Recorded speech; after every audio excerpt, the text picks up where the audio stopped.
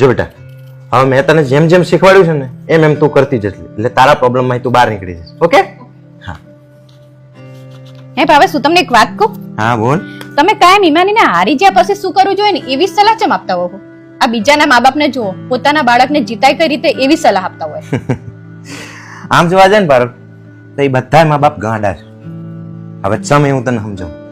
તું થોડાક ટાઈમે તું ટીવીમાં કે પેપરમાં વાંચતી હશે કે અમુક બાળકો ડિપ્રેશનમાં જતા રહ્યા, રિઝલ્ટ ના આવ્યું એટલે, અમુક બાળકો ઘરથી ભાગી ગયા, અથવા તો અમુકે આત્મહત્યા કરી લીધી. એનું કારણ શું ખબર છે? દરેક મા બાપ પોતાના બાળકને એવું જ શીખવાડે છે કે જીતવું કેવી રીતે, જીતવું જોઈએ ને આ રીતે જીતાય ને આ છે ને તે છે. એટલે બધા બાળકો મહેનત શેમાં કરે કે જીતવા પાછળ મહેનત કરે. હવે ના કરે ના ને એમનાથી એ વસ્તુ સફળ ના થઈ, અથવા તો એ જીતી ના કે કોઈ વસ્તુમાં, તો પછી શું થાય? એ પરિસ્થિતિને હેન્ડલ નહીં કરી શકતા, એટલે પછી એ કાં તો ભાગવાનું નક્કી કરે ઘરમાંથી, કાં તો ડિપ્રેશનમાં જતા રહે, કાં તો આત્મહત્યા કરી લે, આવું બધું કરે.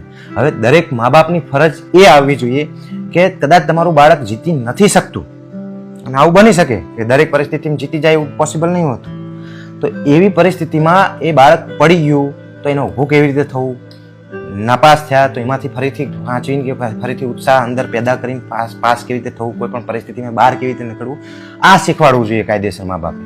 એની જગ્યાએ આપણે શું કરીએ, અત્યારે આ બાજુવાળાનો છોકરો આટલા લાવ્યો, આ બાજુવાળાની છોકરી આટલા લાવે, તું કમ ના લાવે કે આમ છે ને તેમ છે ને, આવું બધું એને હરીફાઈમાં નાખી દીધું. આપણે વાંચવું જોઈએ, ભણવું જોઈએ, 100% મા બાપની વાત સાચી, પણ તમારું છોકરું મશીન નથી, એને પણ લાગણી છે, એને પણ સ્વભાવ છે, બધું છે. અને આપણે જો એને હારેમાંથી ઊભું કેવી રીતે થવું એ નહીં શીખવાડીએ ને, તો એ માણસ ક્યારેય પોતાની પરિસ્થિતિઓથી પછી જીતી નહીં શકે, કારણ કે હારીને પછી નિરાશ જ થઈ જશે. આપણે કાયમ એને જ શીખવાનું કે હારવું જીતવું એ જીવનનો ભાગ છે. કદાચ હારવાનું આવે તો ઊભું કેવી રીતે થવાય એ જ શીખવાડવાનું આવે મા બાપ. તમારી વાત તો સાચી હો.